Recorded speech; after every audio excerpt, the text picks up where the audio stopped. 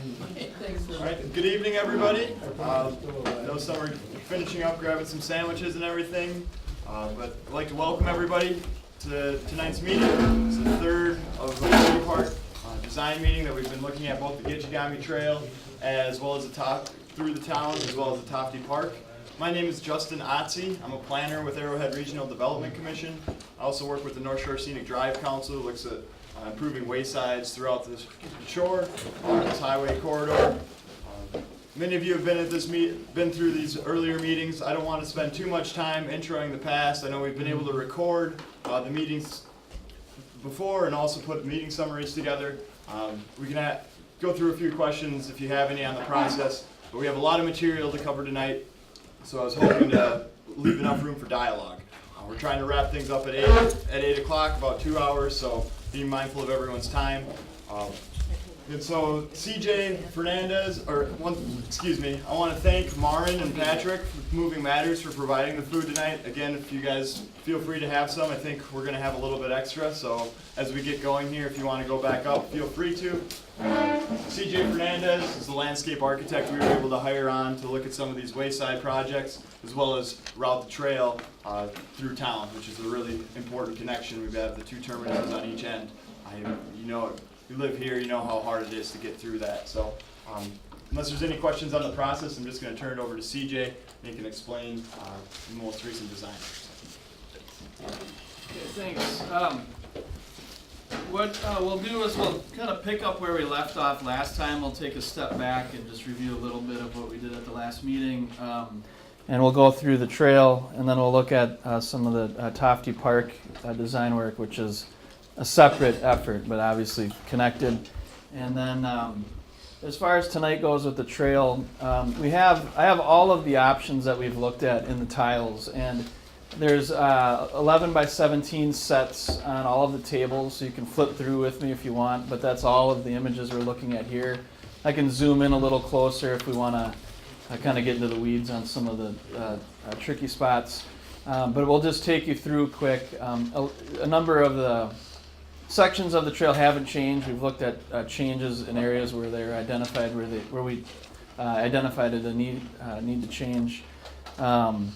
So we'll go through that. And I think one thing we want to stay focused on with the trail piece is probably the most important outcome of tonight is that we get some voiced opinions on the route, and if there is a sense of a preferred route. And we introduced that discussion at the last meeting and got some good commentary on it, and we want to continue that tonight. So as we sort of move through this, I think we'll talk that through. One update on the work since we last met is we did do a follow-up meeting with MnDOT and the DNR and looked at basically the same presentation that we did here, and talked a little more in depth about grade issues, some water challenges, and some of the tricky areas in the project, as well as safe crossings. And they gave feedback and asked us to look at maybe some other options as well as to where we could do some safe crossings, and so that work has been incorporated as well.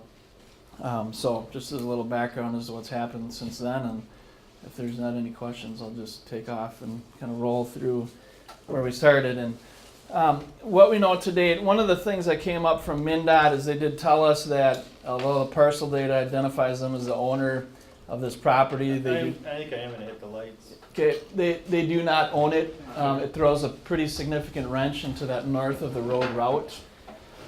There was some expressed kind of desire for the trail to be north of the road from the last meeting. Most of the comments we heard were in support of focusing on the south side of the road. And as we kind of get into this, I think there certainly is some economies that happen, or efficiencies in looking at the south side of the road route. So the north side of the road was pretty well vetted, and we focused most of the further investigation on the south side. And what the red line represents is, to what I've heard to date, is kind of the preferred option. This is not set in stone by any means. If we want to call this the start of the trail, picking up at where it ends right now, where the existing trail is there would be a crossing here. We looked at two different types of crossings that I'll get into in a minute, but Essentially what we have is following the Tofte Park Road, moving along that and back up to Highway 61 at the post office, and then running along Highway 61 right away, past the main entrance into Bluefin, down into the bay, up the other side of the bay, and then along Highway 61 right away to where it connects to the existing trail again. So in a very kind of quick summary, that is what I have heard is sort of the preferred route from the most people. We also looked at a route that travels along the south side of the road and right away from the crossing all the way to the post office. One of the things that it does is it starts to set up, if this trail is an experience, and there's a number of them as you move along the park road. There's the Tofte Park road segment where you're essentially moving through this environment, and it changes once you arrive at the park. I've called this a Tofte Park segment, because your experience with the lake and the open space is different than what you see and experience along this piece of the trail. We have the what I call the Town West segment, so as we move up onto the highway and commercial area, the Bay segment, and the Town East segment, again where we get back up into right-of-way. And so you can begin to start to think about the trail from an experiential standpoint, that there really are these different and distinct experiences that you see or will have as you move along the trail. Starting at the west end, one of the things that was noted is we did always have this at-grade crossing identified from the earlier options, and it was brought up that we could look at an underpass so that we'd have a safe crossing. So we took a look at it. Everything is cut down in this location, so you're very much in a hole to get underneath the road. So it would require retaining walls on both sides of the trail to get down, and you could move underneath the road at that point, and then you would be sloping back up into this site. This would be an acquisition if it were to be an option, so it's not currently available. If that were to happen, there's really two options at that point. As you ramp up, you could curl down to the Tofte Road, or you could swing back up to a right-of-way trail. And this trail essentially is riding just on the outside of all the power lines that you see. So if you drive the trail or the road tomorrow and you see the power lines, each one of these tags is actually a power line. And so we're just on the outside of that and still within right-of-ways. So the outside of the trail is set 3 feet off of the right-of-way line and then moves towards the road. So that kind of gives you a sense as to where right-of-way rests. And so you have two options as you continue to move north and east along the road or along the roadside. And one of the things about the south side of the road that we didn't look at this option last time, and it actually has in some ways an easier route. We don't have all of the driveway crossings that we have on the north side. We also have a smaller power line that will have to be dealt with, and sort of a less expensive option when it comes to dealing with utilities for the route. And as we move, we start to get into an area where it becomes a little more populated, and the character change or the conditions change for that road. But it is a viable option to get along the south side. The other is utilizing the Tofte Road, and in doing that, really what you'd be doing is painting the road, it's saying share the road, and you could look at different types of signage for share the road, beware bikers and pedestrians.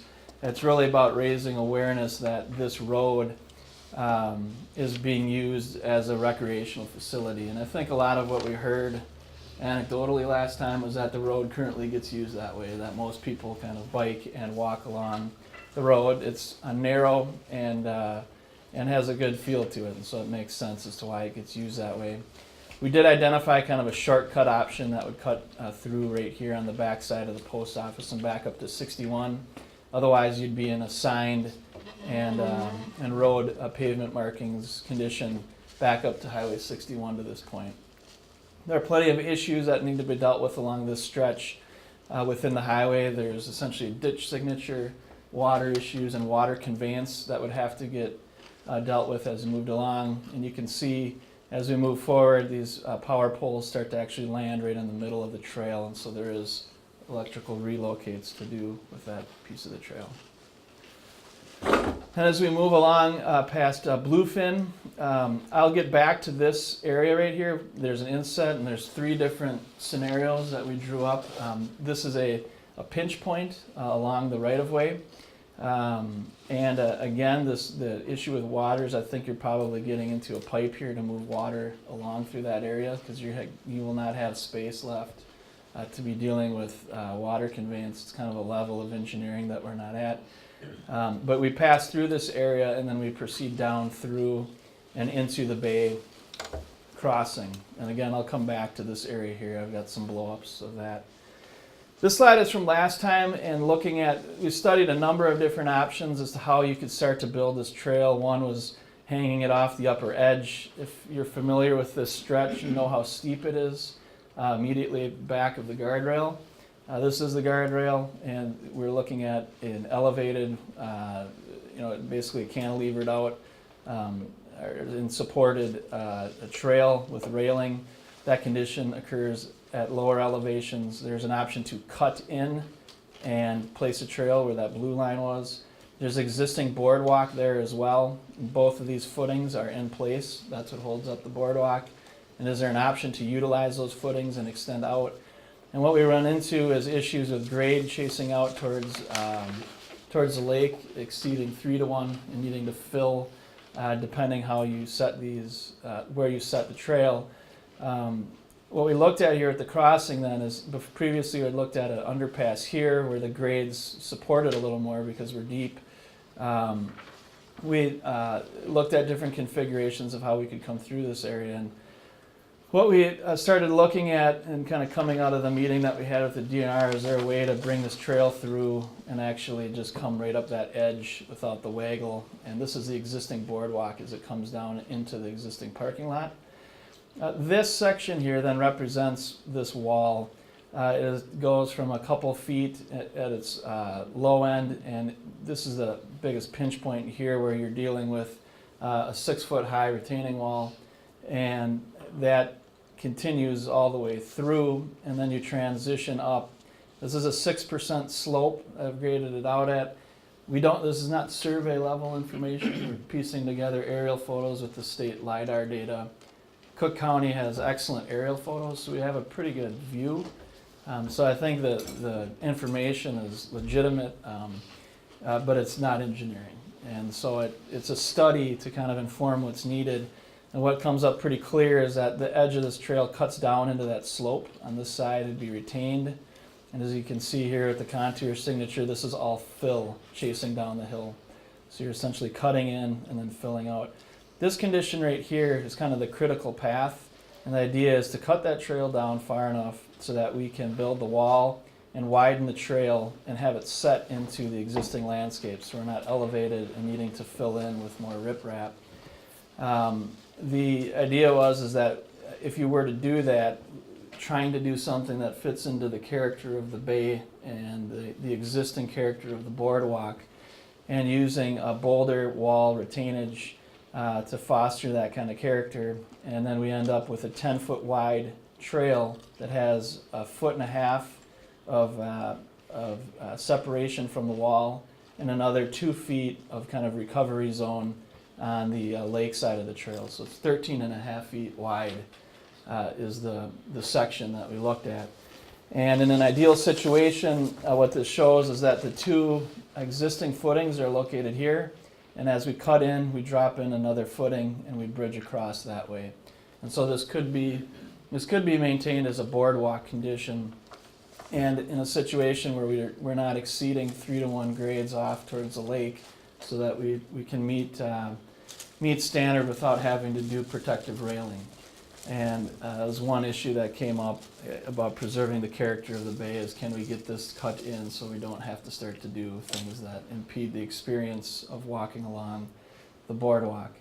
There's a lot of different ways the boardwalk could be done, and there are safety issues that would have to get addressed. The slopes are long and they run into this area from both sides. And so I think you'd have to look pretty hard at what the planking actually is and what that surface is from a safety standpoint. We're working on a trail now where we're looking at precast concrete planks that essentially replicate wood, but they're textured and it's extremely expensive. So there's a kind of a counterpoint to it.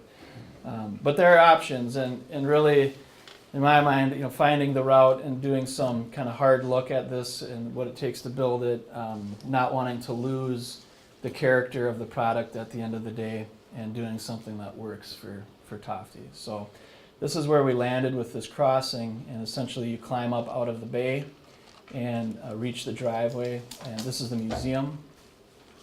And then you proceed past where the coho is and sawbill, and this is another inset area, so I'll get back to that piece. There's a few different scenarios that we have for that location, showing different treatments to get through here.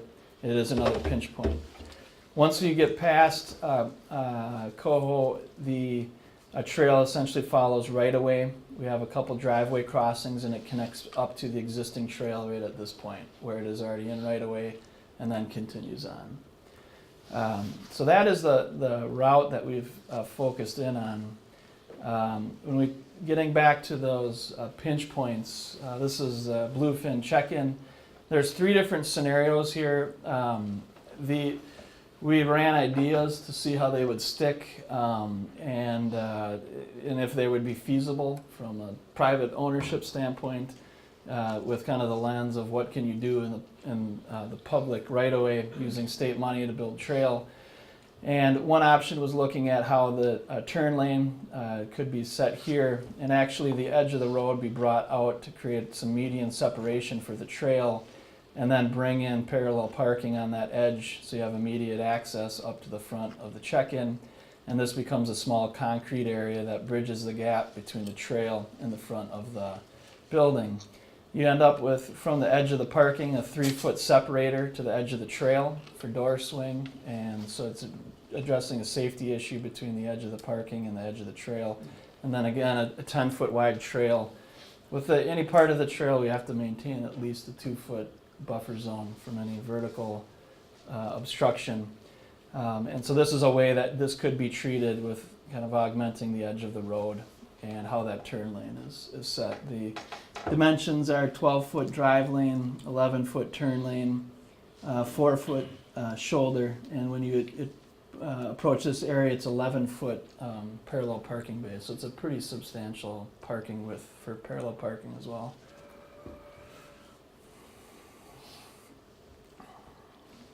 This is a different scenario where we looked at if check-in moved to this facility. So a lot of time has passed since we did these and things have changed, but we looked at this at the last meeting as well, where this is a 2-way in and out, and provides a connection down into the kind of the driveway network in Bluefin. It's a different approach, and what it does is it just clears up the whole road front. And so it's a clean solution. And we looked at this area here as being this type of trail wayside, where you would find information or wayfinding, maybe a kiosk or kind of a single panel sign, some bike racks and a bench. We also were talking about fix-it stations, and that this could become a kind of a place where the trail culminates sort of in kind of the heart of the community or middle of the town. And then the facility could function this way, where people could pull off and do entry and check-in, or come and park and do the same thing here. Another scenario that we looked at, this one's new, is if that building went away completely and you could bring in a road. There's a lot of space that it opens up. Currently there's this fence line that runs here, and so it's essentially opening up that property. You could look at a new facility and a more clean check-in, and again you get this sort of clean passage all the way through. So there's, I think, multiple scenarios on how you could get people off the road and minimize the clutter and conflict that exists here with this type of scenario. If you were to bring in and/or in this case change the entrance, which is right here right now, that comes in, and move it over and access this facility this way. You could look at coming in and accessing this facility from this direction as well. Both would necessitate the removal of the existing building, so it would be kind of the furthest reaching, biggest change scenario. And so that's that's how that kind of generates some different scenarios for getting through that tight spot. This was a scenario that really does not fit with any exact standard, so it would require probably some significant discussion between DNR and especially DOT on how you could possibly do this. The issue at hand here is that parking is in conflict with, if we're going to be putting in a trail, with the parking and the backing out movements into right-of-way and shoulder space along 61. And so when you bring in a trail, there really is no space to do it. And this type of treatment is a standard developed in NACTO, which isn't necessarily a guideline for state or federal projects, but it is being used in different areas. This is literally green painted pavement, which creates a clear delineation in conflict zones. They're used in intersections, and sometimes they're used on street bike lanes to delineate where vehicular traffic is versus pedestrian traffic. It's simply an awareness. At this point, cars would still be pulling over and backing through that painted area, but it is literally just how we demarcate a trail across existing pavement. And you can see how the trail essentially is just pushed in. The edge of the road is pushed out a few feet, and then we move in behind the existing planting and across the parking area. On this scenario, it represents a significant change. The trail has appropriate separation from edge of road. We have a 10-foot through lanes, 8-foot paved shoulder, and 6.5-foot median to get to the paved 10-foot trail. And in this case, the parking that exists here is expanded. It would require retainage. And so the parking loss that happens in front of the building to facilitate the alignment of the trail would be made up on the side. And then in turn, what you get is you do have space that isn't suitable for parking, but comes the expansion of sort of the landscape and hardscape area in front of the building. The idea with this is if you did a treatment like this, you could have an area for bike racks. You could apply that kind of a trail wayside approach here with a fix-it station, a kiosk or a wayfinding signage location here as well, a place for pedestrians to sit. And so kind of the disruption that happens here, the idea is the act of building this trail allows for the capacity to rethink this front area and then talk about how we make good pedestrian connections for people that are driving to the location to both of the businesses. So it's a scenario that gives us the protection and the separations we need from the edge of a drive lane, which is out here next to the blue truck, and clarifies sort of all of the turning, or eliminates all of the turning conflicts and parking that happens in front of that business. This was the last scenario that we looked at. This one is new, and the idea is a different approach, similar to the other, in that you can bring the driveways at this point and driveway entry at this point where it exists. And this parking lot expansion, this is the same retaining wall that was shown in the other scheme. What happens here, and what allows you to move the trail out closer to the highway edge, is this would have to introduce curb and gutter. So we get the 5-foot buffered offset, so you're essentially establishing an urban section on the south side of the road. And so you'd have a raised curb that runs the length of the road, and we have a 2-foot shoulder, 3-foot median, and then 10-foot trail. And you have a parking area here. This would essentially be kind of two-way. This would be a one-way through, and this is two-way again. And then there's parallel parking. So we start to replace some of the business front parking that was there. So different takes on how this could possibly happen, and it's extremely tight. I looked at a number of other options as to how we could get the trail through and not completely disrupt the function of the business. And I think it's important that we're supporting the economic, to support the economy of the businesses. So it's a balance. And again, kind of getting back to the data, I think if we had a survey, I did some field measurements today, and all of these scenarios would work, but getting it dialed in with the survey and looking at some other options, I looked at some angled parking and replacing this the parallel parking, because we do have extra space here. It just didn't appear like it would fit with the data that I have. So there may be some more options to make that work. That is the end of all of the tiles. Are there any questions at this point about what you've seen?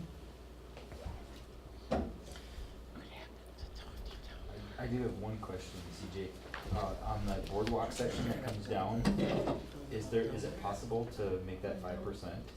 Because I know that's one thing that we always strive to, especially when we come to urban areas, is to try to make it ADA within those areas. Yeah, Because I know that's one thing that would come up. So again, kind of going back to the data that I've got, I graded that to 6%, and that was about as good as I could do. And I think it might be possible because it's so close. The problem is that that slope just keeps stretching out further and further to the toe of that slope is now getting into the kind of the heart of the bay, if you know what I mean.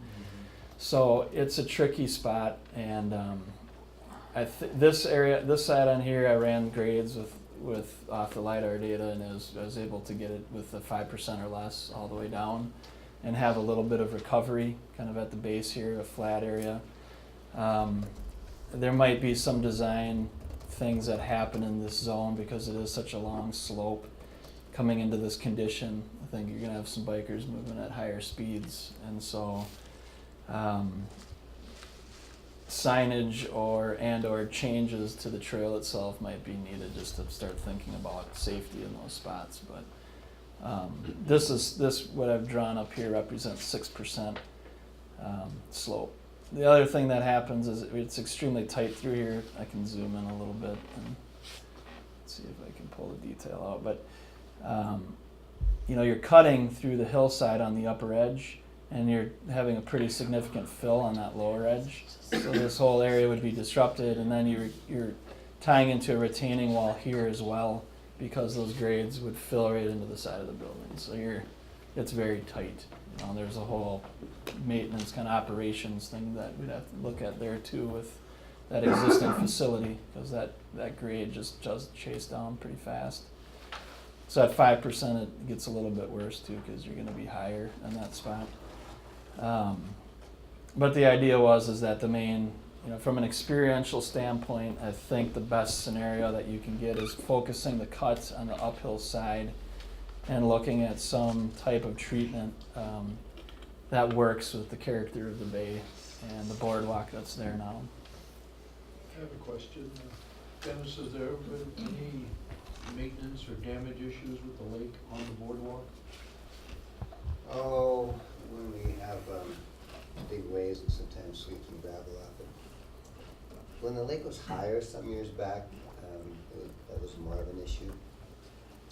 But we've not had actual damage to it. We just had a shovel a lot of gravel off it. And I only asked that question when you consider your materials. The engineers also thought that suction pipe for the irrigation line was going to work too until the lake tore it apart over on the golf course. Oh, yeah. So I wouldn't put anything past the opportunities that lake tearing this up, so that has to be something I would think would be important to look into also. That riprap was all engineered, and we haven't seen that move at all. Okay. So that's provided good protection, and it's basically right up to the level of the walkway. Yep. So what ends up happening is it just pitches a little extra gravel on the top, and we haven't seen any undermining. Okay. And the footings go down 5 feet to bedrock, 4 or 5 feet to bedrock. Okay. I have a question, and I might be out of date. Has the old Cascade check-in, has that been acquired by Bluefin, or is that still being owned? No, it's still bank owned. That's the one problem with that whole thing. So we lease it now from the same owner that Cascade did. And Steve told me that he tried to buy it for assessed value, but it wasn't available for assessed value. They like it. And sometimes things get liked more when they get to be needed for a bigger plan. So that's a problem in that, for that That's the biggest problem, I think, either the space scenarios in front of Coho or guest services is that ownership issue. We'd like to see the front edge cleaned up in both of those. We've hoped for a long time, that the highway would eventually get built, because we have a really kind of sloppy front edge to our whole property, because there's nothing to finish against. But the highway it's been delayed, and now I don't even think it's scheduled. So this offers us the opportunity to clean that up nicely, and we have 80 bikes our guests can use, and they're used all the time. So we'd love to see this improvement. But that's one piece of it that is owned by someone else.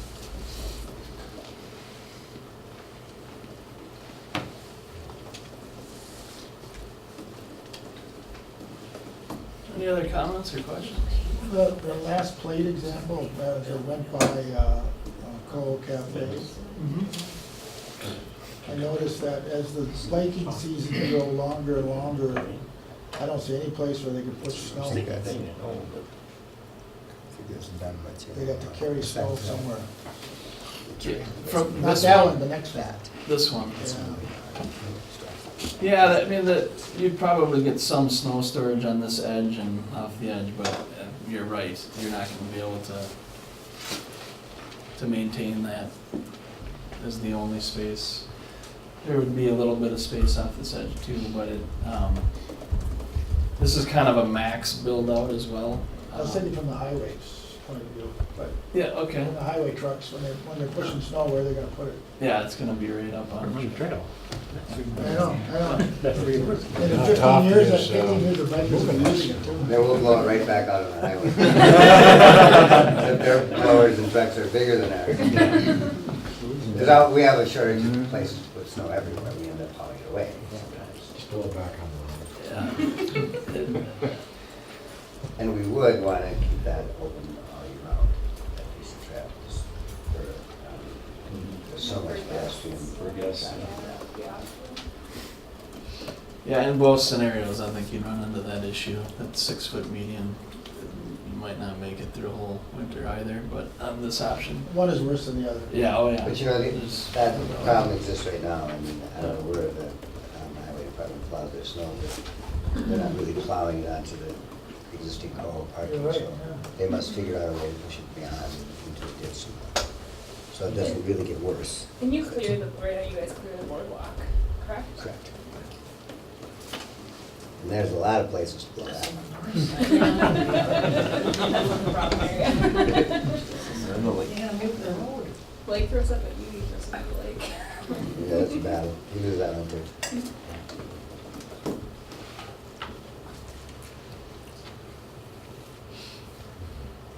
Any other questions or comments? Gary asked me a question that I've been asked before.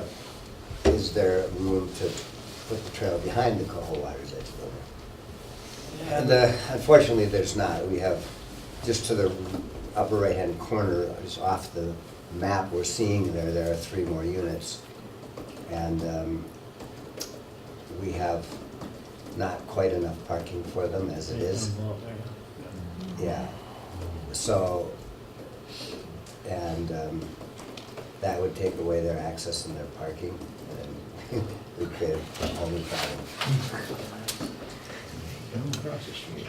And, and I looked from a sort of a non-existing use perspective as well, just trying to focus on grades and is there a possible route you could get through, and it would be extremely difficult to get from the bay and not come up. You're forced to move the slopes that exist in here. It's just not gonna happen without a pretty significant project and a ton of earthwork and retaining walls. Right. So you're in a spot here with, this is an existing 17% slope, or 16, I think it was. You're just in a tough spot to try and get the trail up out of the bay. And somewhere you have to come up that slope. And it looked like, in here, wow, that's kind of flat, but getting to that spot, there's just not a good way to do it. There's this, getting down even through here doesn't work. The slopes are gonna be 10+%. And there's, private property and all kinds of other issues. Heavily Travis, used and yeah. privacy issues. Yeah. We did take a pretty broad stroke though and looked at, there's just not a good option there.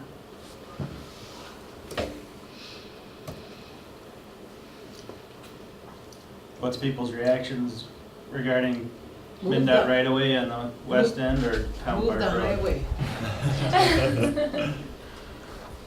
'cause it's in the way. I'm seriously, Andy, I don't think have we heard your question? Oh, I just wondering how people feel about, on the west side, the Town Park Road versus up on the MnDOT right away.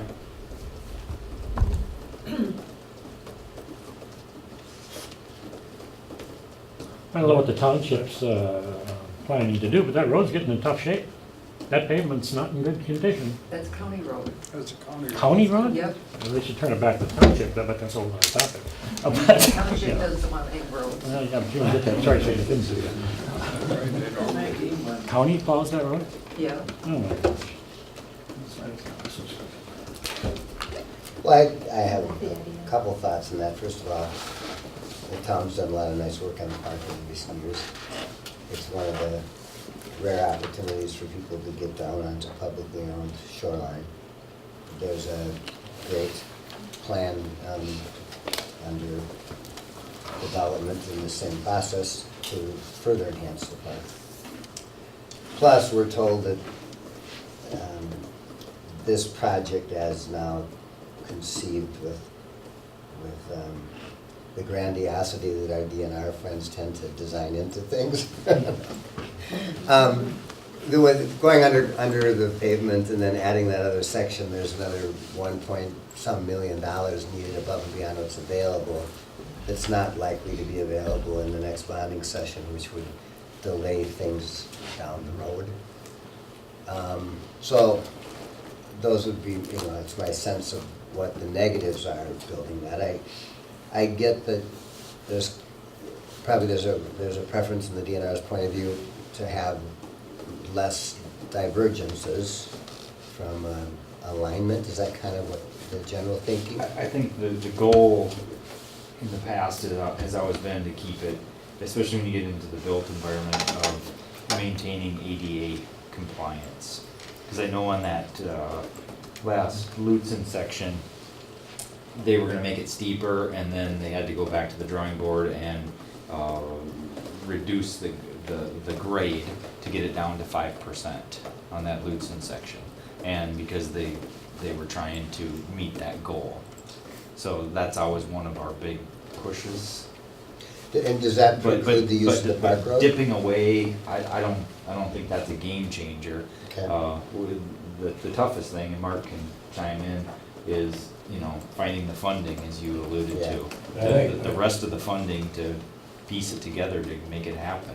Yeah. And I think this piece that CJ's on right now, which was brought up at our last meeting that we had with CJ and ARDC down at Two Harbors in our office, and some of the St. Paul staffers came up with that underpass idea on this end. And I don't know,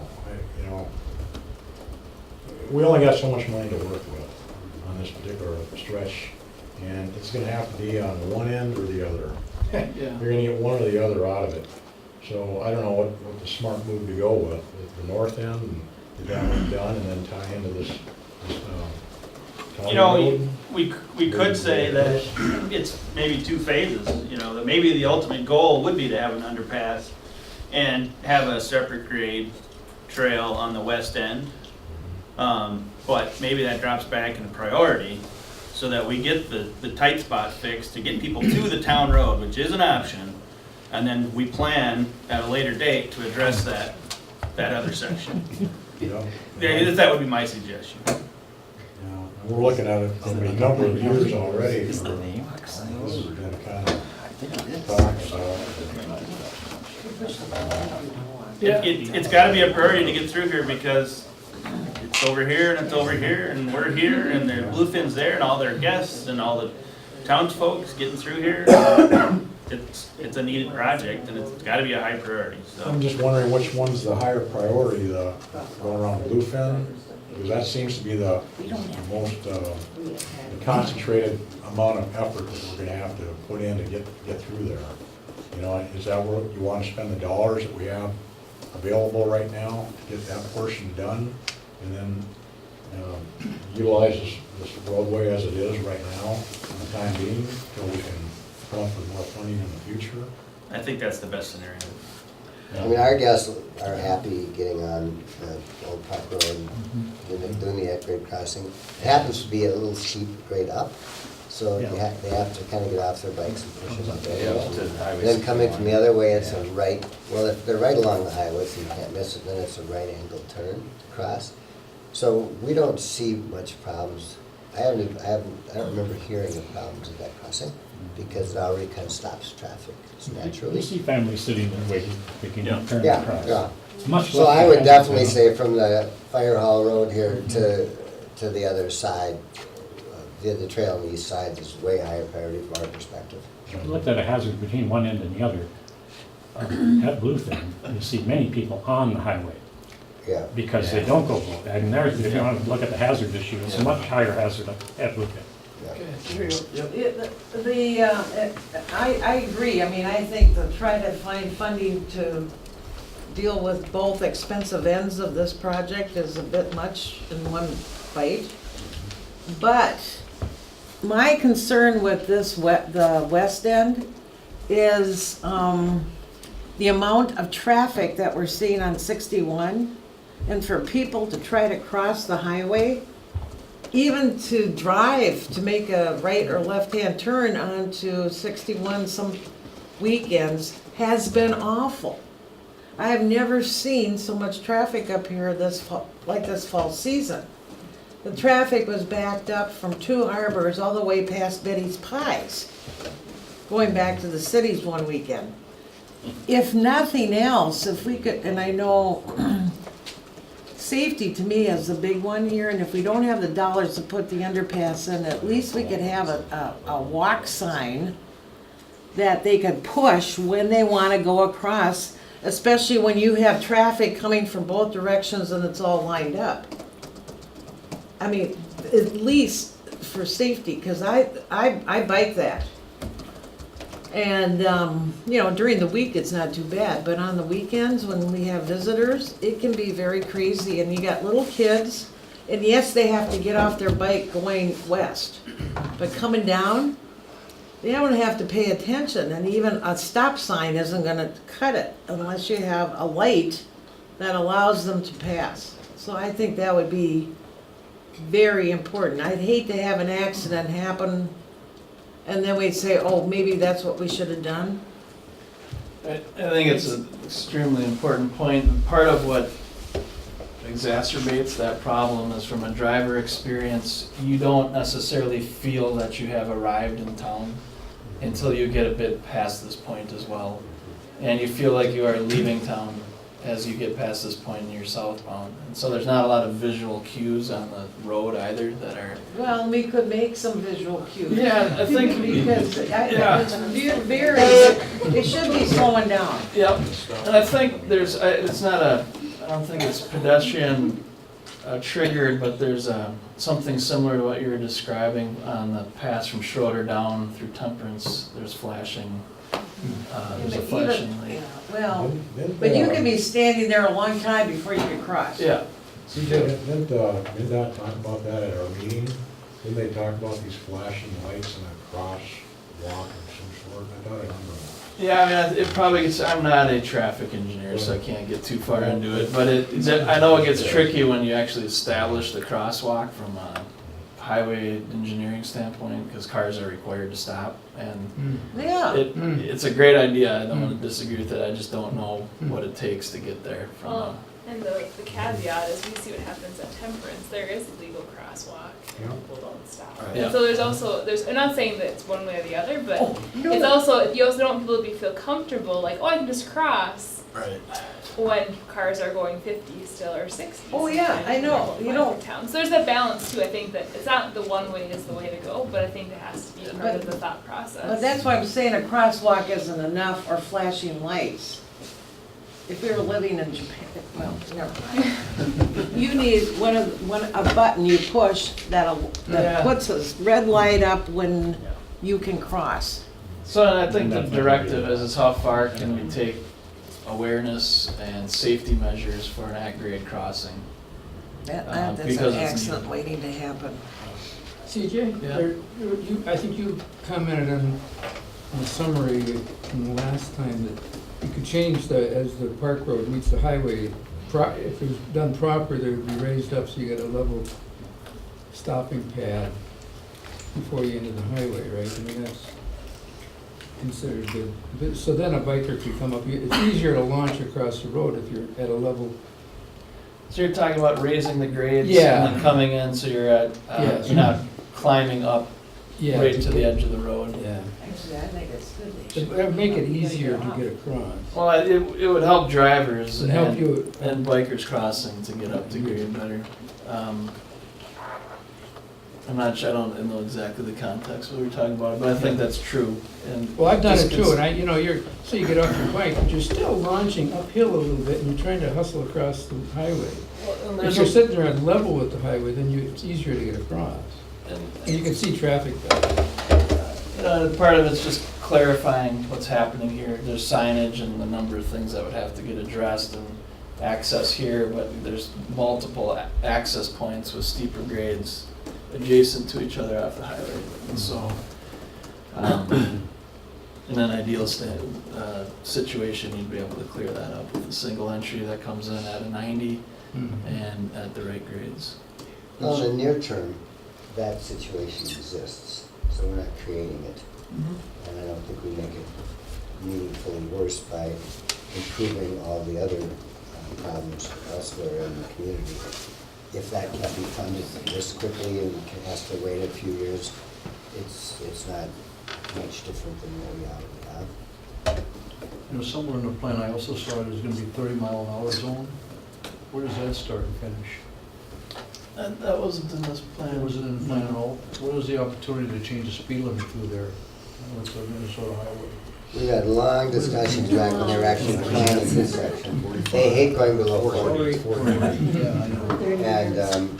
And, we didn't ever agree to 40, and they never agreed to go below 40, and then they just abandoned all planning efforts and went, ran out of money. But I think it's very hard to get them this. And they get a lot of pressures to keep traffic flowing. In the times in Grand Marais where we've talked about lowering the speed limit at the city limits to 30 miles an hour. Right now, it's 40 miles an hour to the hill, and they're coming down that hill at 40, and then they gotta hit 30 at the bottom of that hill. We've tried to get them to lower that to 30 miles an hour, and MnDOT says, no, there's not enough people in that area. And I'm sure that's exactly what they're saying out here. There aren't enough people, there's not enough homes, there's not enough, although, when you guys are full here, I mean, you have traffic galore coming out of your place, but they won't lower it to 30. But their planning is, it's unscheduled at this point, so it's a kind of a, Yeah. But through town of Grand Marais, they meet warrants of some sort that allows them to go to 30? Through town of Grand Marais, it's 30 miles an hour because of the amount of traffic and cross-traffic that there's there. Until you hit kind of the other far side town, then it goes back Right. to 40. Goes back to 40. Until you hit that far down. MnDOT's idea about a town is different than our village too. Yes. When you used to come into Beaver Bay, people went right through it, but they put curb and gutter in it. Now it kind of looks like a little town, and so people will slow down. It's 35. Even at Schroeder, but here, right through. Listen to them. Yeah, I think we'll have to re-explore that with MnDOT and see, get another definitive answer. I wonder with the school being in proximity, if you might be able to leverage that to It's outside the 40 though, isn't it? That was used. Yeah. Sure, yeah, this probably isn't a new idea. It's been used. Sure. You But think, if it's it a makes school, sense. Yeah. it doesn't. MinDOT will have to be brought in regarding the crossing Right. and safety measures and hope, try to put it back on them to come up with an answer too. And I know they talked about that at our last meeting. They mentioned it, and there's some different scenarios thrown out, and it had to do with traffic counts and population, basically. Yeah, we have to do traffic counts. But I guess what I'm walking away from here is the priority area, to get our engineer, take what CJ's got, and see what they can start doing with MinDOT, and the two of them work something out. At least to get from here up the hill and make a trail connection. That sounds like the priority piece, right, for what we have for funding right now. Well, they do need to fix the road when you're going east. That road on the shoulder is crumbling off by the guardrail. I mean, that whole thing has to be reinforced. You don't even want to ride your bike on that. That whole I've done thing it. was rebuilt. But it gets just crumbling away, of which you're trying to put a trail right alongside of that.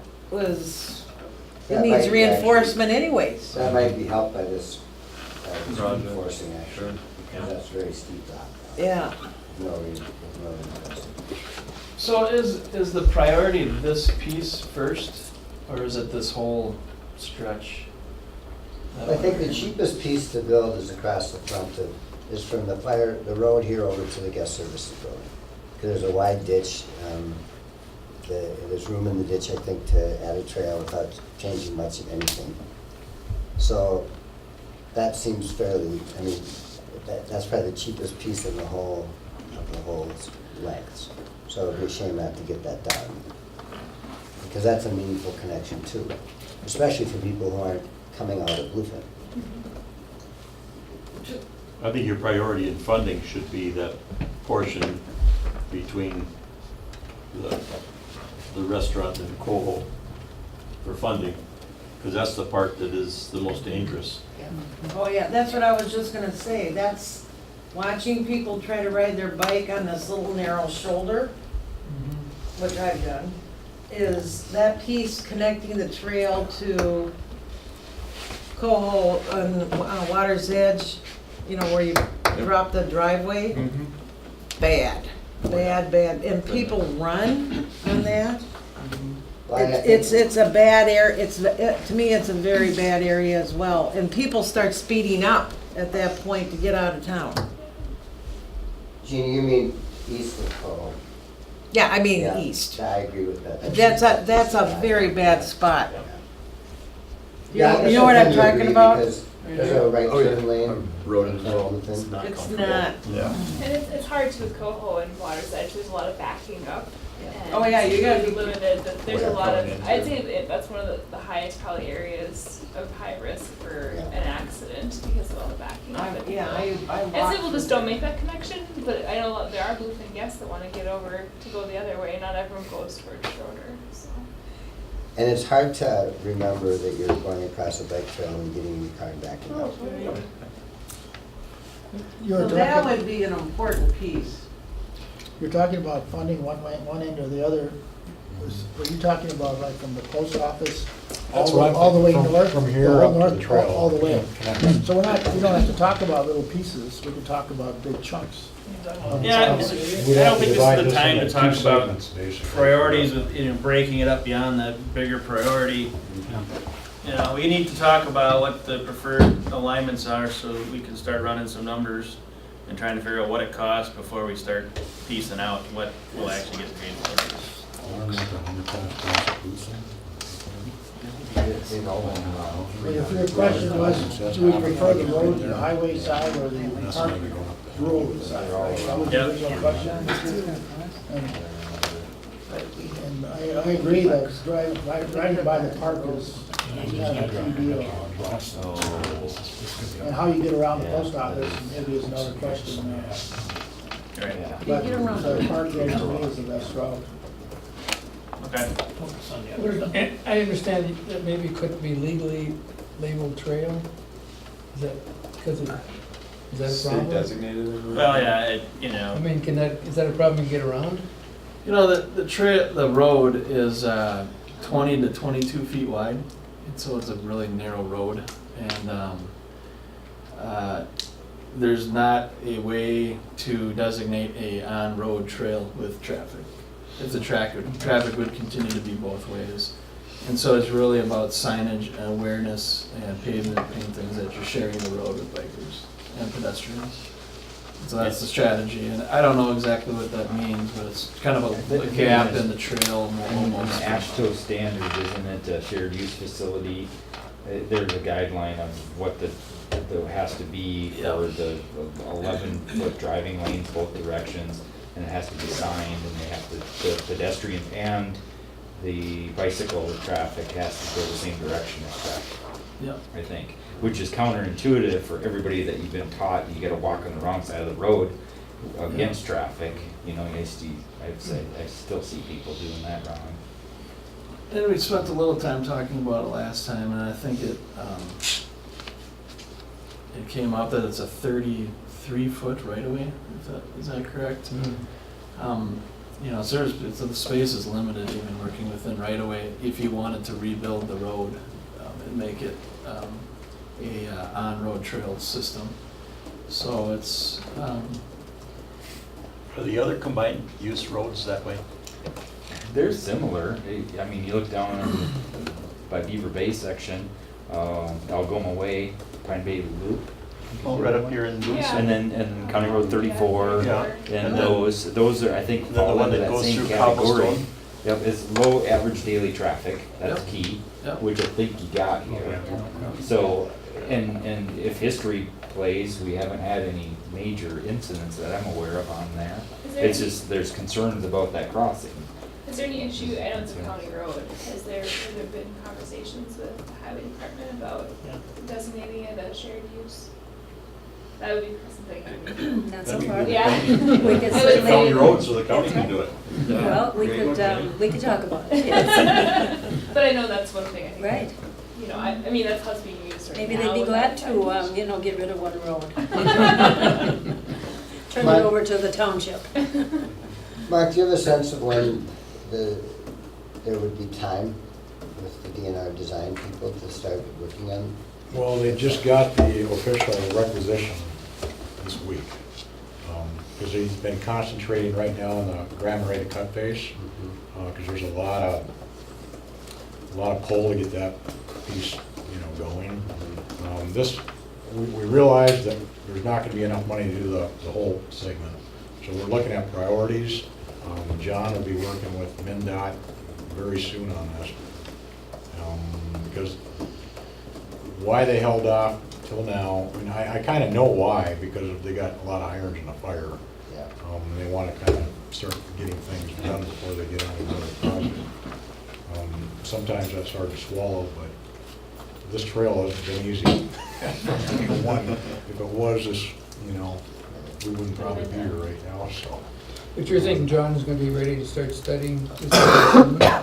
Very soon, because the official requisition just went in this week. What does that mean? That means that they got the direction from St. Paul to start working on it. Okay. Or start thinking about getting it Good. going. But we want to take the information we learned from these meetings and give it to John and say, okay, this is how much money we got to work with, this is where they think it should be. Can we do this, this piece right up here and get that done for $720,000, or it might be a little more than that, but can we do that, realistically, and then work with MnDOT and that, so maybe they can. So have you heard from this group, or the planners heard from this group, what the preference is now? We're gonna go the Park Road and then take care of that that easterly end of the high priority and move on? That's what I'm hearing. I'm fairly comfortable with going ahead like that. Does anybody have a problem against that? The one question I had was, I know there was some talk about one of the blueprint buildings being removed. Are you still toying with that idea? Or? That's the one we don't own. You don't own it? Okay, that's. Okay, so you can't tear down a building. We want you guys to condemn it or buy it. I think, Because I kind of like that scenario. well, see, I mean, CJ and I looked at that, and there's other ways, there's ways around that other than, I mean, with that building still there, they're not they're not optimal, but they're workable. Get Dennis out of the basement. Yeah, So you're using it, or you're? well, we're renting it You're now, renting it yeah. for offices? But I know Steve told me, Steve Servo, that he tried to buy it and offered the appraised value, and there wasn't an interest in selling it for anything And close Grand to Marais that. Bank owns it? They're holding company. They're holding. But I think there are other ways to do that, and, you know, and they may be amenable to selling it, I don't know. But, well, I mean, there's one option there, that's the least change and the least desirable probably. CJ, flip to the other one where you had, I mean, so look at that one. I mean, if the entry came in between the bank's building and our guest services building, and that sort of road, internal road, I think there's even one that's closer to that. CJ, flip one side forward more again. That's Right here. Yeah, so let's assume that that road is over closer to our guest services building. We may need to get an easement from or buy just a little bit of land from the bank if they don't want to sell their building, and we could still maybe bring it in that way, and avoid the back in, back out parking in front of the guest services building, which is the same thing as going out of Cole. Plus, we've got all the traffic turning into the restaurant. It kind of, you know, adds to that, so. So I think there's a way to do that even if they're not willing to sell the building at a reasonable price. If they are, I think we're probably interested in buying it and reorganizing a lot of that. But if we can't control that piece of it, their piece, but I think there's a solution here. CJ, don't you think, I mean, with their building still in place, just a modification of this design? Yes. I guess you've got some minimum distances between the two turnouts, is that kind of your other issue? Yeah, Or MnDOT's other issue? well, there's that, but there's also how many driveways that they'll allow a property as well. And this is a PUD, I believe, right, this side as well? Yeah. So, Well, actually, the restaurant property is not, and the guest services are not part of the PD. yeah. They're separate parcels. So in a situation like this, as a separate parcel here, you can bring in the driveway, no problem.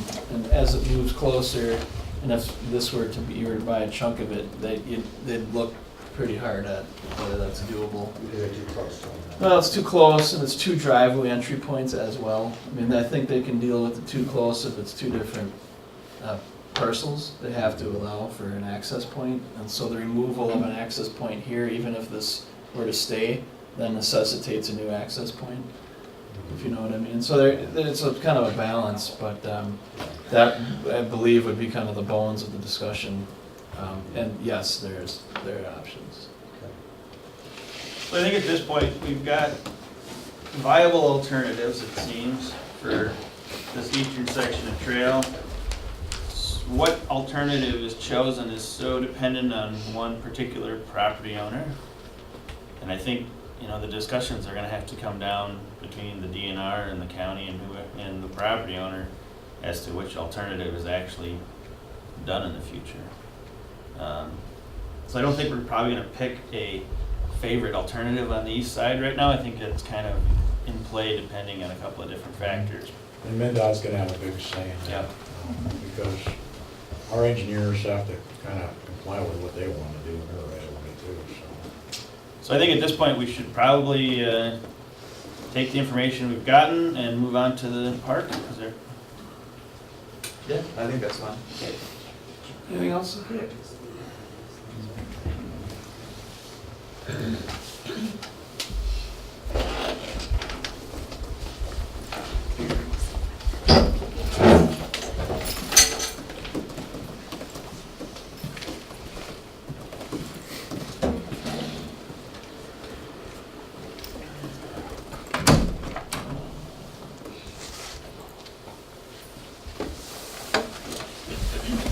So we looked at some of this in more depth at the last meeting, of just existing conditions, just obviously you all know what's right out the back door, but just as kind of familiarize yourself with the vision of the place, what exists. And we also went through some precedents as to what we're building, what's the materiality, typology for the architecture, and looked at history as well. And we went through a whole number of images that we'd collected, trying to build a sensibility as to what really fits in Tofte and what could happen in the park. And we had dug up some examples of unique Norwegian and Scandinavian buildings. This concept of the village, and the term the village that always pops up in these meetings is we're talking about what the character of this place is, and then some of the specific history that actually happened here at the site. This is a rendering of the dock and the America at it, but and I've got all the photos if we want to look at them again as well. I know there's some interest in them last time, and also looked at some materiality in board form concrete and sort of materials that express a level of craftsmanship. And as we looked at the site, we started looking for design solutions and this pass-through on the building, which we've coined as the dog trot, and started to look specifically at the site. And the building, from the last meeting, really it's just kind of bringing a little more clarity as to where we were before with the footprint and the siting. This is the setback from the lake, and so we're butting up really close to that point. And the idea is that a shelter is great at the park. If there's a way to enclose some of it, it really increases the community's ability to use it. Even in warm days, dealing with wind and things like that, it takes it a long ways. And the idea is that with the site, that this is the existing driveway that comes up out of the park. The way that parking is configured currently, there's a lot of inefficiency in that space. It has a nice railing and detail to it. The park is very well maintained, as you all know.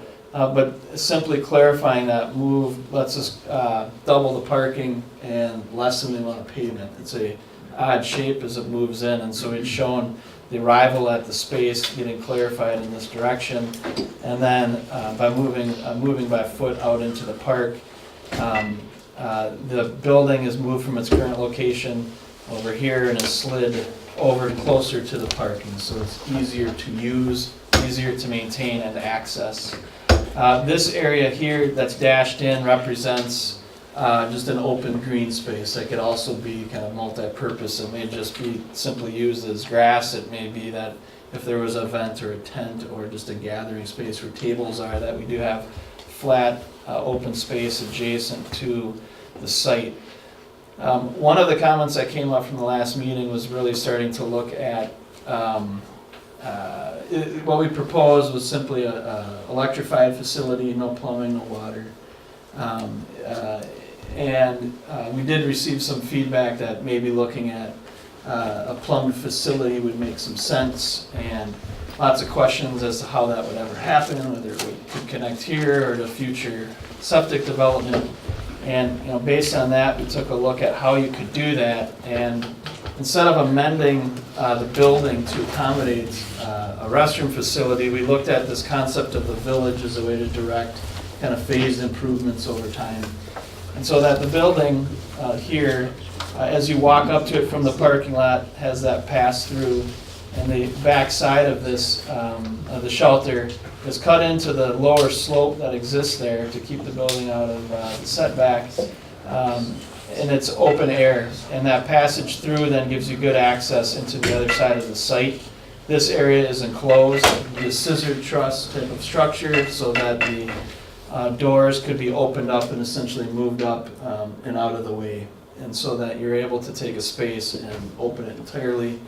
This could be, this idea here was to take this kind of shutter door, oceanfront concept for protection and apply it to the lakefront side of the building.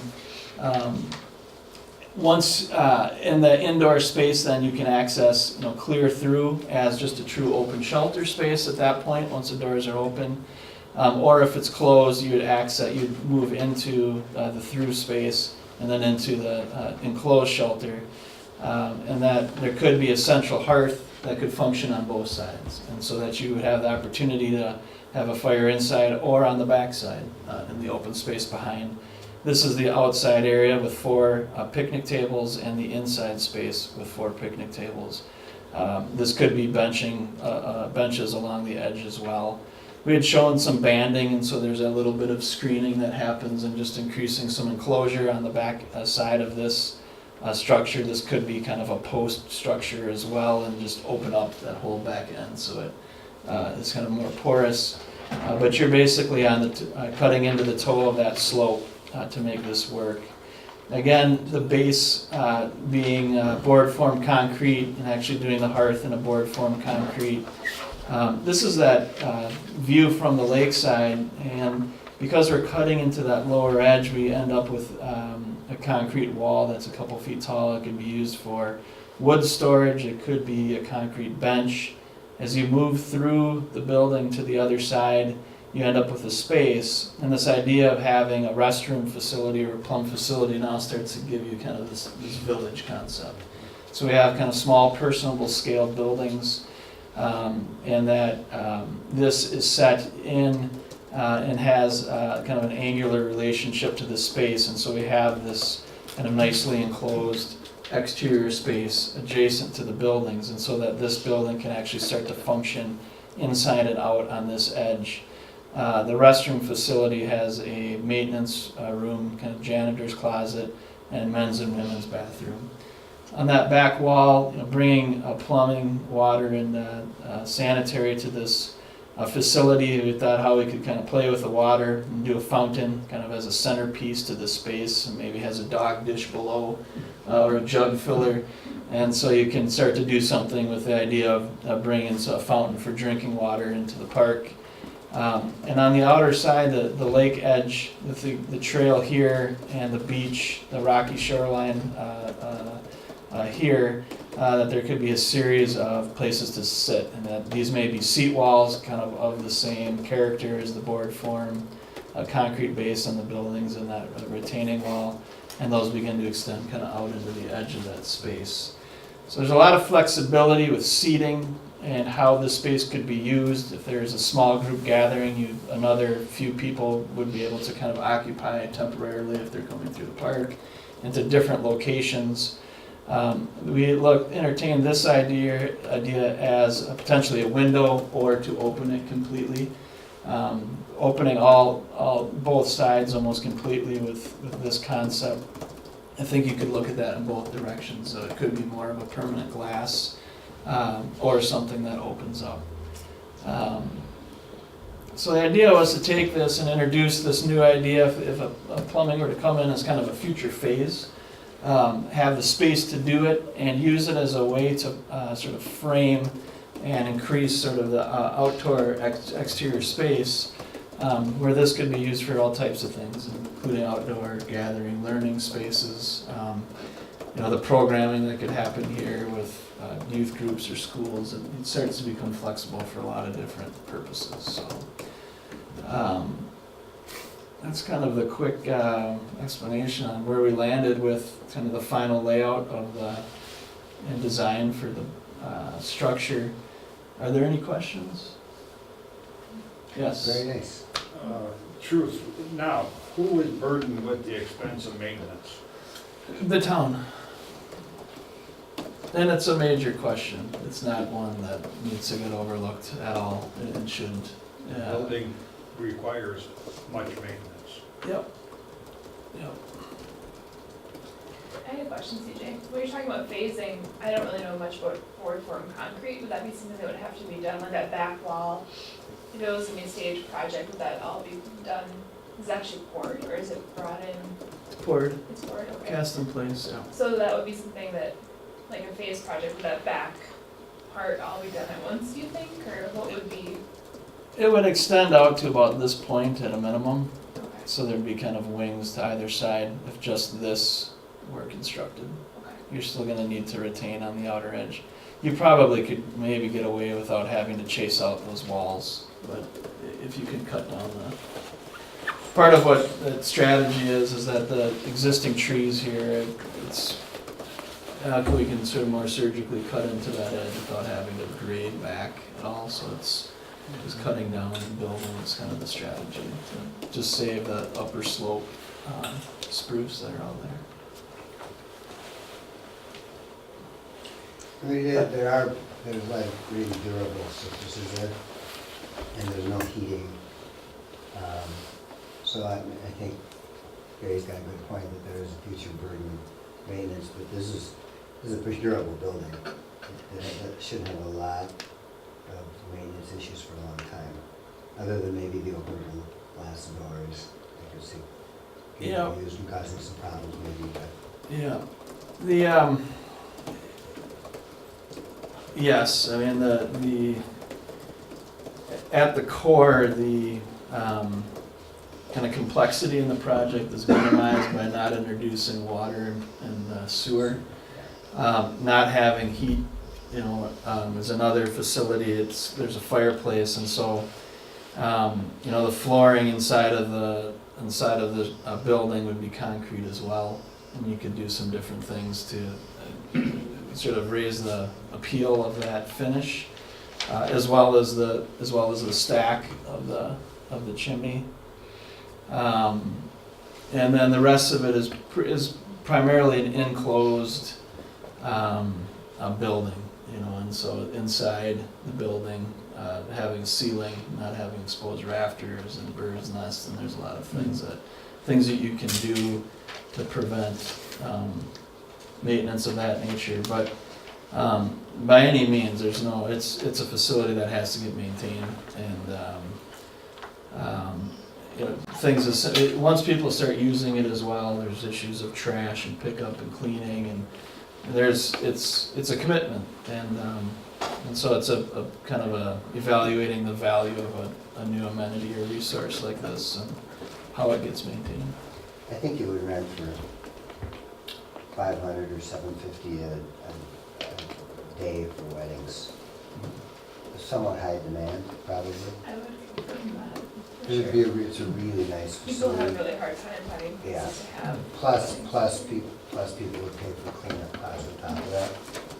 So I think, 10 Especially with weddings. that tent pad. I don't know what the dimensions are of that, but that I think adds to it as well. Having a place that if tents were allowed, like a wedding tent, Yeah, that would be, I think, another critical piece. this is a Having gotten married on the North Shore, I got married in Gooseberry and then we had a reception at home because it was too complicated. But my dad made the pad for the tent, so it's hard. Having the ability, this would be an open air picnic shelter with the doors open and everything. Yeah, the idea is that there are doors, essentially glass garage doors, and we've worked on them before with a scissor truss type of structure. My point is that when the opportunity to shut those is there, which Lake Superior will give you 90% of the time, your usability is increased. For the wedding, you don't want to have a wedding and not be able to close those doors. And secondly, I keep telling people this, but I'm not blowing my own horn. I worked for the city for 38 years, built 78 parks, and had a system of over 2,000 acres, and faced these types of critical issues constantly, and fighting dollars and who's got the money, and I've written every grant you could dream of and scraped every dollar possible. You only have one chance to do this. You'll never have another chance. And to me, to create opportunities and facilities like this in this beautiful town, that's just been a sleepy, wonderful little place forever that's starting to really grow up. You can't pass that up.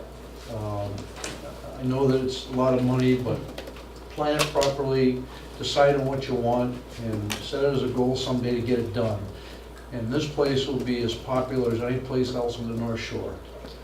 We have so many beautiful amenities here, and hope that you can convince the populace and have this expertise to write these grants and make these things happen. You only have one chance ever to do it. Yeah, if we had a building like that, I'm sure that we could regulate it. People use the park, don't rent it. They don't know, because I had 3 people rent out of town pay $250 per day. And then we could lock the building.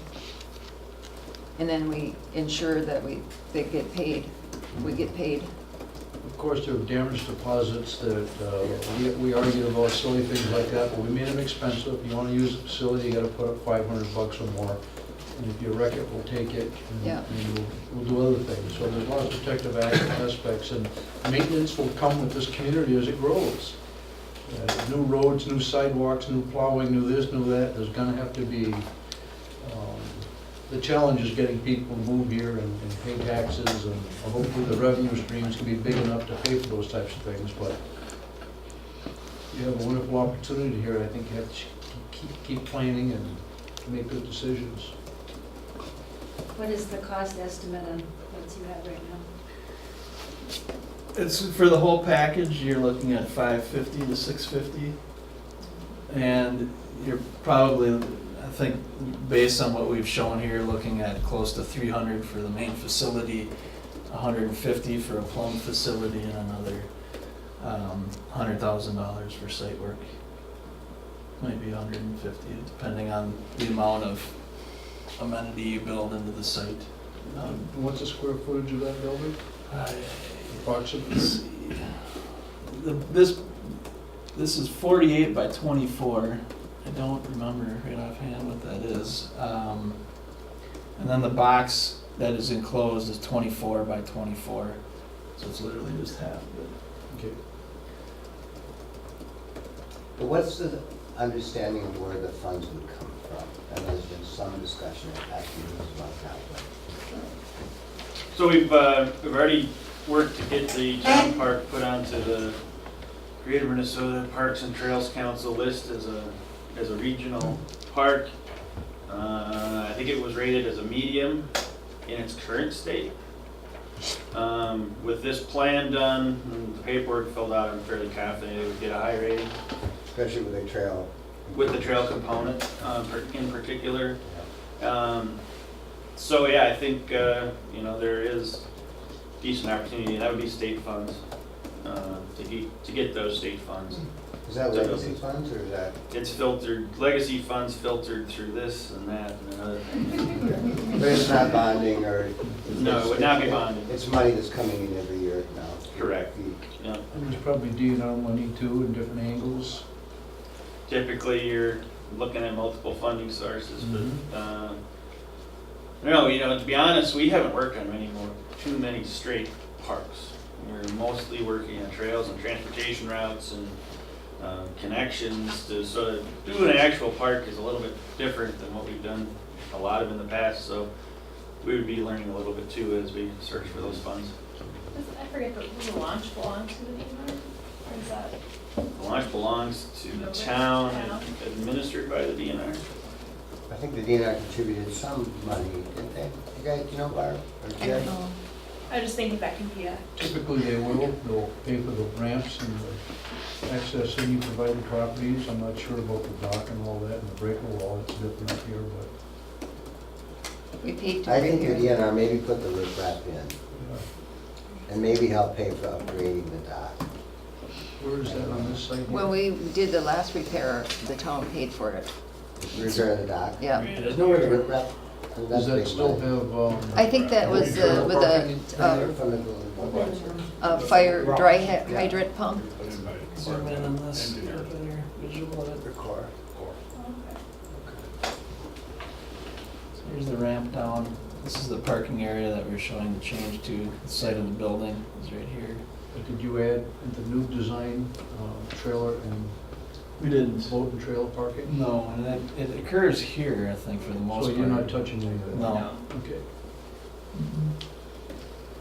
That window that faces the lake, that is a window, right, a fixed glazing? Yeah, I think it really could go either way,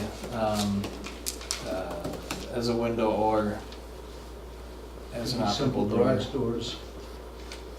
I would say most of the time you probably wouldn't want that open anyway, depending which way the wind blows. Although it's your view right to the lake. Yeah. You wanna see the lake. The idea is You're never that, gonna wanna close that up. yeah, Those doors are, I don't think ever be needed. yeah, it's, I don't know enough about it, how bad it would get down there. We're pulled off the lake 75 feet. And part of it is a safety issue as well, you know, and being able to close up some of the, at least that face of the, really close to a piece of glazing. So, so it's a strategy, and it ties into as we talked about earlier, some things that you see typically in these types of environments and how faces of building along coastal environments are treated. So what you show is doors there would either be just decorative or they'd be shutters over glass. Yep. Yeah, okay. I think it's a very nice plan. You know what's neat about this too is you can lock it up, the one half, but if people just want to have a picnic and get out of the wind, you can always still use that back half. I like the seating idea out there because the garden club many years ago brought in those benches, and they're not there anymore because they've become deteriorated over the years. So this would be a nice replacement for that. Especially concrete benches. Yes, They last a especially. long time. No maintenance there. Now, there's several, people keep talking about this as a regional park. Compared to the Twin Cities, it's a whole different concept. Does that exist elsewhere here? A regional park? Yeah. Regional parks are by name only, they're not technically any regional parks to my knowledge. Okay, as a funding source category, or? It would, the funding source category regional park is not a definition by how many entities participate or anything like that. It's just a funding as it's good enough to be considered regionally significant. So it serves more than just the town, it can serve something bigger.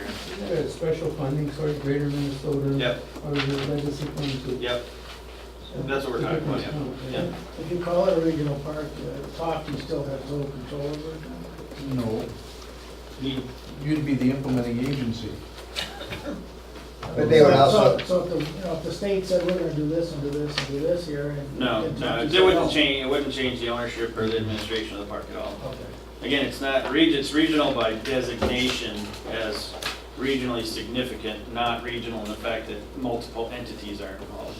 But Still it's- Tofte's It's park. eligible for funding sources. That's correct. Yeah. they probably wouldn't build unless Tofte agreed to manage it. I would- Oh, you're gonna have to It's like sign some some of the stuff. hardware. So Tofte can have that level of control. Nothing's free. Does this- In the Twin Cities with the big regional park systems, a lot of them are maintained by counties or cities, but they get some maintenance money, but it doesn't take care of all of it, so you assume everything here.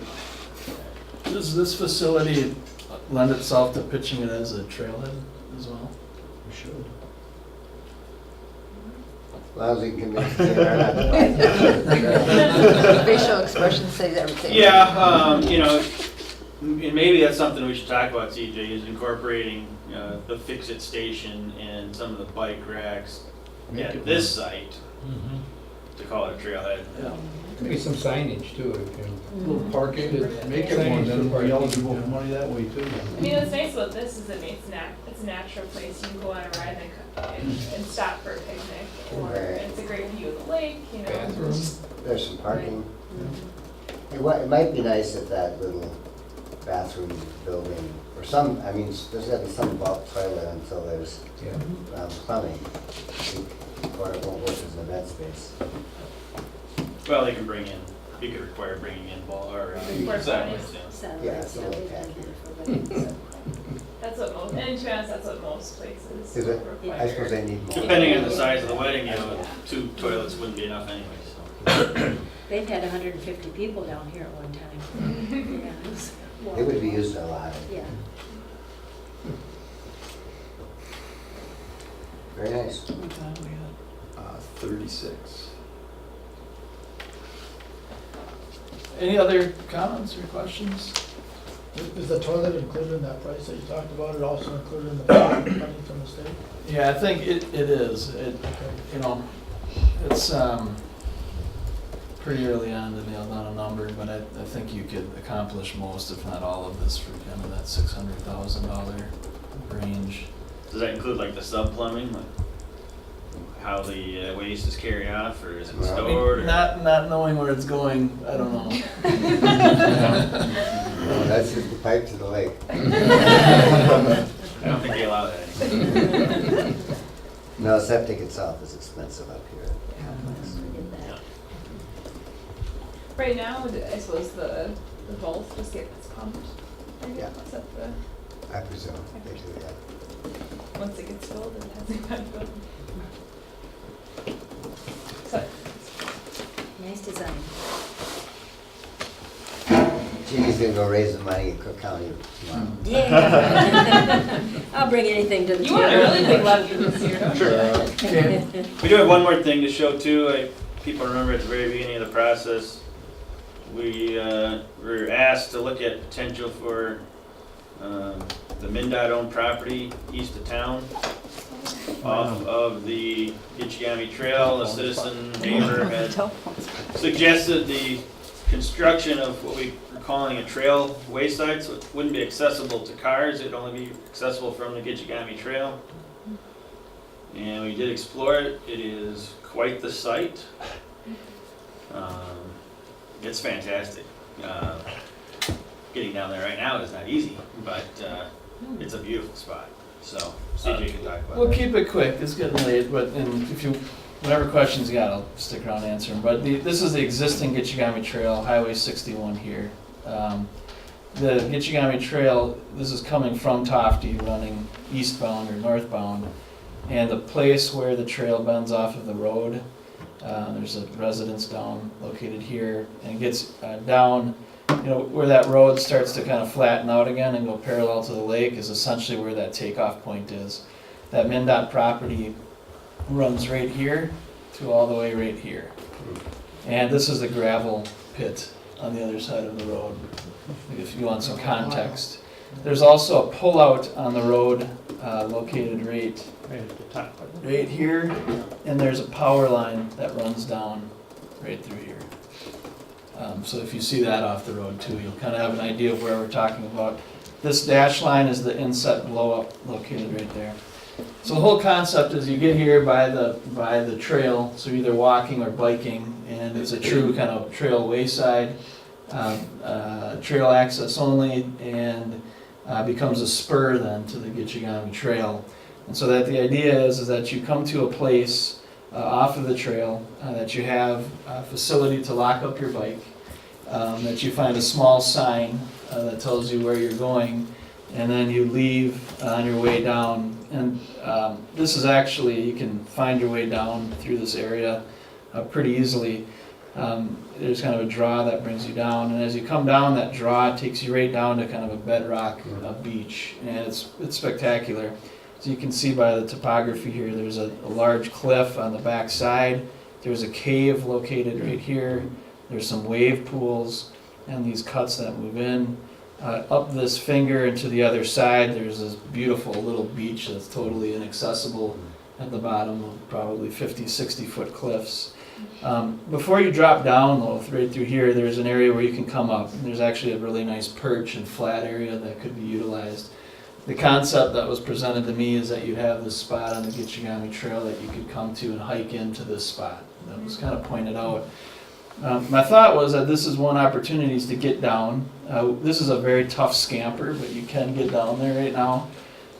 Some improvements along that drop, that slope would be nice at some point in time, but I think people will naturally gravitate right down if you did something like this, and it would become a social. Foot traffic only? Yeah, this is all foot traffic only.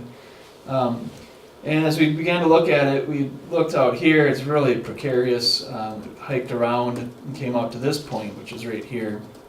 And that has fantastic views. It's really kind of a 180 view where you have this larger bay, beautiful cliff area, and then this hidden beach kind of draw that rips right up into the shoreline. And again, a flat area where you could do a picnic table, and it's really a place to kind of sit. Could be benches. It's not near cobblestone, is Yeah, that it true? is. Cobblestone's right here. Yeah, so it's quite a distance away. Okay.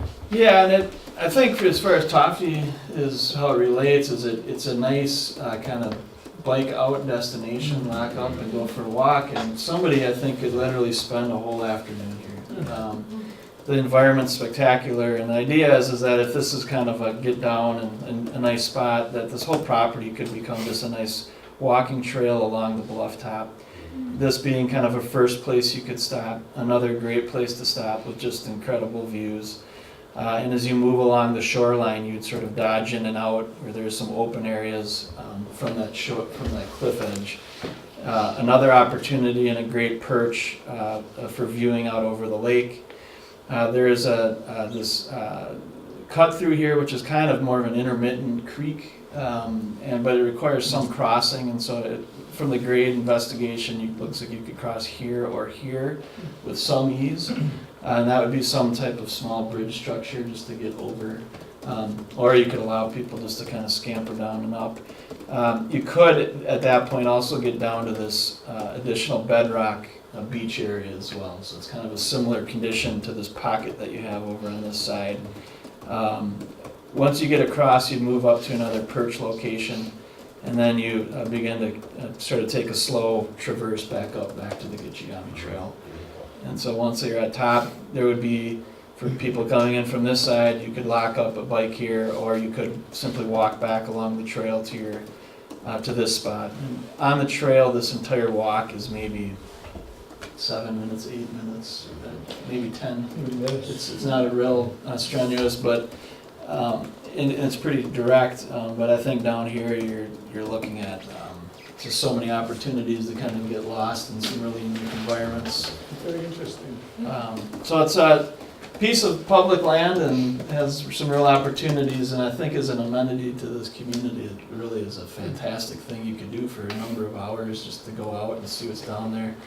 I think there are some nesting sites that you can observe, and so I think there is some kind of awareness and user education that you'd really want to focus on.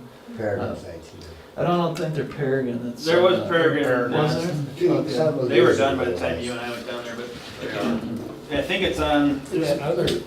It's on the knob where we show the trail going further. That right there. I'm pretty sure that's where the nest is right there. I know there's one. So there. it's a little further away. So we tried to keep the trail off that spot, just to respect that edge. The seagull nest that was down by the rock, she wasn't as friendly. So, Yeah. So basically, you're walking, what's the next step, or what's the plan? I'm sorry. you're walking in front of people's property. There's No, people that no, live this is all along there. public. That's though. all It's MnDOT. all public. From the highway to the water? This entire property across the Oh, highway green space. is all public. Okay. So, and this is existing Gitchi-Gami Trail. So it's just kind So of highway blistering in that out. area. Yeah. So what are the issues? Who are you asking permission to do this? Well, MnDOT owns the property. They're not a park administrator, so they would try to find somebody that would administer the site. That could be the town. In an ideal world, like when we put forth for the funding for the shelter site and the town park here, you can add this as part of the master plan and show it's regionally significant because it's got a couple different things going on.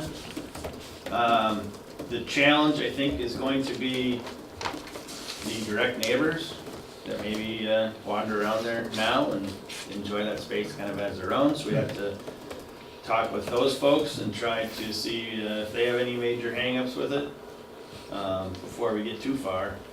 Not to say that that's ever stopped me before, as we learned last night in Holland. Does anyone know off the top of their head, I mean, the one side is the resort on the other side?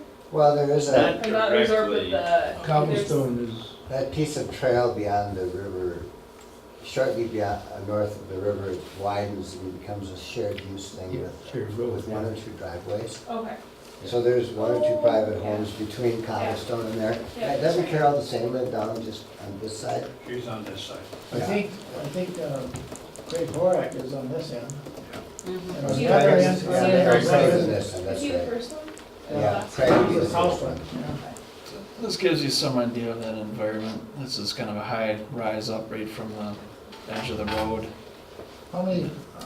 How many feet are between the property line of Minnesota and a residence? That would be one thing that they would be concerned about. Well, how close the trails develop to there? Yeah, how close the trails, yeah, that's true. How close is the trail to the edge of the property?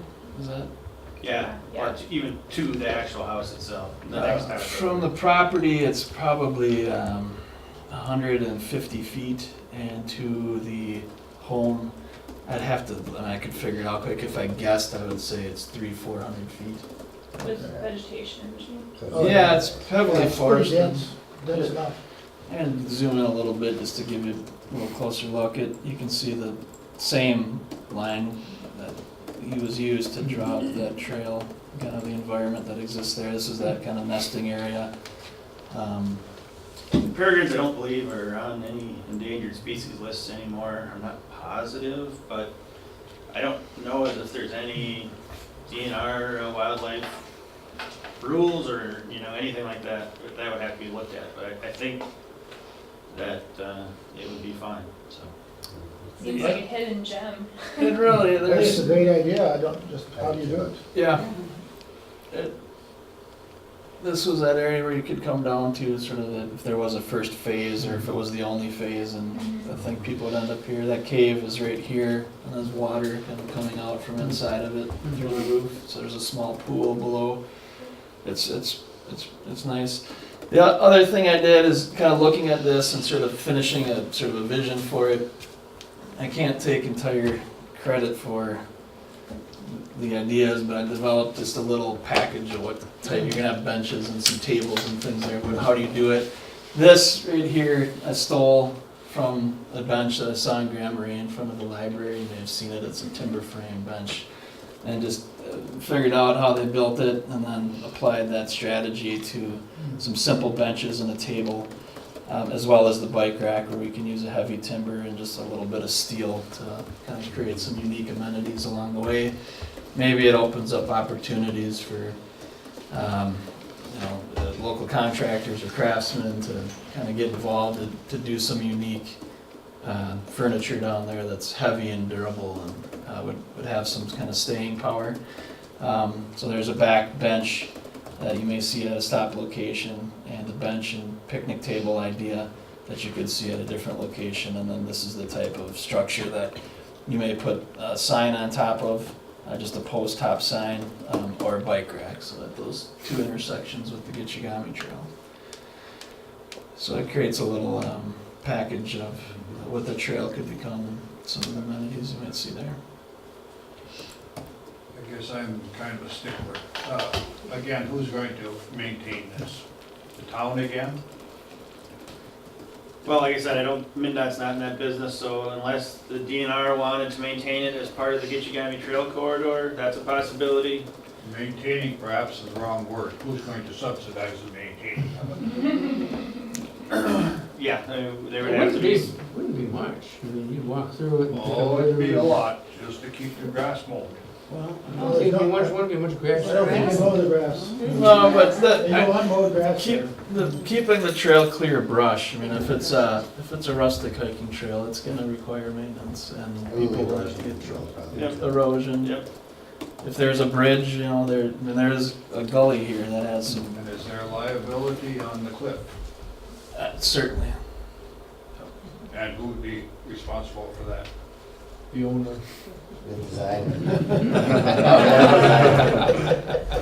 I guess we're up. I think that's an interesting question. Several people have fallen off that cliff Yeah. in my life. Isn't there a, I was up at Cascade Park today, and there's facilities right up the cliffs. It's part of open space and administering open space, and people do it, and, you can't account for idiots.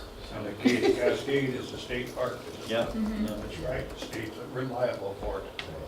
well, there are recreation liability laws which protect counties and cities and government agencies from idiots getting sued by people that do things that are stupid. So there is things like that that protect you a little bit. That'd be something to guarantee though, to make sure, at the end of the point. Yeah. Signage, Signage becomes a big part of it, Yeah. saying, hey, don't do this. Don't go past this point. Right. No, go ahead. Plus, isn't there a support group for the Gitchi-Gami Trail? I mean, there's a board, it's a nonprofit group. Which group is that? What are they called? forget. Gitchi-Gami Trail Gitchi-Gami, Association. yeah, Trail Association. Okay, and they do lots of work on the trail and outings and maintenance and stuff. And Mostly we try to get money for new trails. Yeah, promotion Maybe and. a better model would be the Deer Hiking Trail in there. There's a volunteer organization. So there's lots of that around that people would help with the maintenance, I would think. Yeah, what you find is there's a lot of volunteer opportunities among some of the volunteers in this town. That's what it kind of comes down to in a lot of cases. You know, there has been a group clearing the fences along the bicycle trail, and it's a statewide forestry group. Yeah, there's like, And they would probably be, yeah, they would probably be available, but, you know. whether As long as it doesn't cost the town anything, I don't. This would be a great project for that Minnesota Conservation Corps. There it is. They could do the construction even. Yeah. Yep. On this type, on a natural surface trail, they're pretty darn good. You could run some rappelling classes too. Let's steer clear of that one. Not me. I think, Gary, You guys have a good. one thing to keep in mind too is the second homeowners and the commercial property pay the lion's share of the taxes and property. And they're all beneficiaries of Did you this. read the last one, that they aren't going to go up to school tax? Or did I read that wrong? No, that's been the levy you're talking about. That's been since Jessica Ventura. That was the Governor Ventura made that change. That's been ever since then. That's what I'm saying. Yeah. Oh, yeah. They don't, Yeah, they don't. So I guess next steps with this, I think we'll sit on it for a little bit. I think the trail and the Tofte Town Park are priorities. Certainly talking to MinDOT to see if they Yep. are willing to allow this to be developed would be easy to do. The master plan would be due April 30th. So we'll, sometime after the first of the year, start talking to potential project supporters and see what people want to do. Due to who, April 30th? Due to the Minnesota Parks and Trails Council. Okay. Is that begins the funding cycle? So then after the master plan submitted, they rank your project, not in not one project over another, but they rank your project as high, medium, or low. We got a medium already. We're anticipating having the master plan done will get us to high, and then we're eligible to apply for funds. I think they're due September 30th. So do you write all the grants too for the township? Not necessarily, but That's not your, we have that service. It's not in your current contract. It is not in any current contract. so taking the master plan all the way to that level is in your contract? Yes, we would get it to the master plan level. The master plan, we say master plan, I should point out, it's not what an engineer or a landscape architect would call a master plan, it's what the council is calling a master plan, and it's not hyper detailed with everything laid out as to what it's even gonna cost. It's just saying, here's our big idea, and they say, oh, that's a good idea, or maybe not. But you'll have preliminary numbers or estimates then before it can be submitted as a grant, right? Right. Great. Well, I know we're getting close to that 8 o'clock time. I know as we break down, we'll be available here for questions. When it comes to next steps, I'll be putting together a meeting summary similar to those. Sorry. That's fine. It needed to happen. Similar to those from the other projects. Can send that out if your email's on the sign-in sheet. Can send that out to everybody. We'll be putting it on the website. Moving Matters has taped this one, and that'll be on their website as well, which those URLs are on the agendas that were handed out. Otherwise, thanks everybody for coming. Really appreciate it. I know it's a lot of material, but I think we got a lot of good progress tonight, and have a good evening.